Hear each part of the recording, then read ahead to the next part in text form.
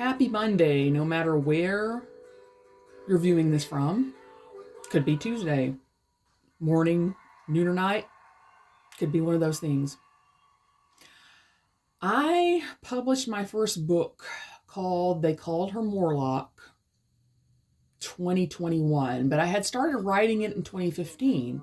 So this passage I'm about to read, even though terribly bad, because I'm bad at out loud reading, I wrote this probably around 2016 or 2017. So several years in the past, I wrote this. And excuse me if I stumble over all my words because I'm not good at out loud reading.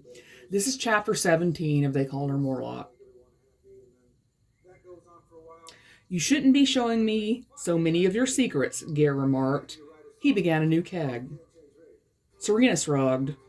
Wasn't a secret to her, and she was a bit weary of being the only one that knew how to start a new batch. There wasn't much of a crowd that evening. She decided to stay late to keep him company and begin shutdown procedures in case Archibald called for early closure. A young man burst through Archibald's doors. His baby fat cheeks were purple as beets, and his frizzy hair was falling from his hair tie. "Johnny comes marching home," he said. He was out of breath from running. Serena knew what the archaic song the fledgling adult referenced. Gere knew what he meant. "Cadicinia are coming for an inspection," he said out loud. "Ah," said Peter, the man who was there every day and who had purchased Serena her first beer. "Them, always carrying their smug red and white flag. I hate those bastards." He stood up mockingly straight and shaped his lips into the shape of a rat dropping. "Serena, switch that ring on your right ring finger to your left. Hurry." She quickly switched the ring. It was a trinket based on The Walking Dead and was made from sterling silver and was carved with the words, "We never leave anyone behind," around the band. A few minutes later, two soldiers approached the doors. The under one ranked in first. He held a flag as he stepped to the side, and the higher ranked entered. Their uniforms were similar, save for the button pattern and the decor on the hat. The coats appeared to be sewn from itchy wool-like material dyed olive green. Where am I at? The piping on them was rust red, the buttons golden. The pants were dark gray with no details, and the boots solid brown. The headwear reminded Serena of Washington State patrolman hats. The man who walked in second had a coat that buttoned diagonally and had extra scrollwork on his hat. "An unwed female is behind the service counter after evening 7, he sneered. It appears there is an infraction." The time was measured to be approximately 7:40 p.m. "She isn't serving and she's my spouse," Gere replied. He grabbed and held up her hand to show her ring. Married people were supposed to always carry an identification card to indicate their relationship. The Canadian soldier could have asked for identification, but instead asked her, "You two are wed?"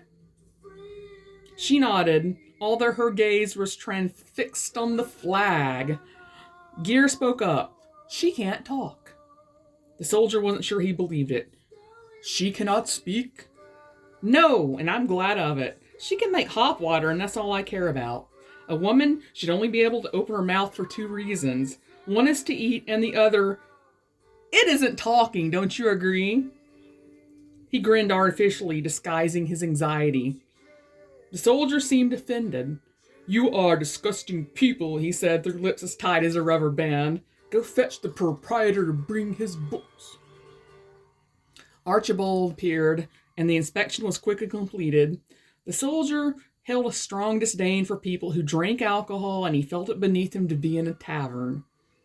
Serena stood gripping the sides of her apron until they left, after which she began to twist her hands together. She removed the ring, but it felt like it weighed 5 pounds on her icy finger.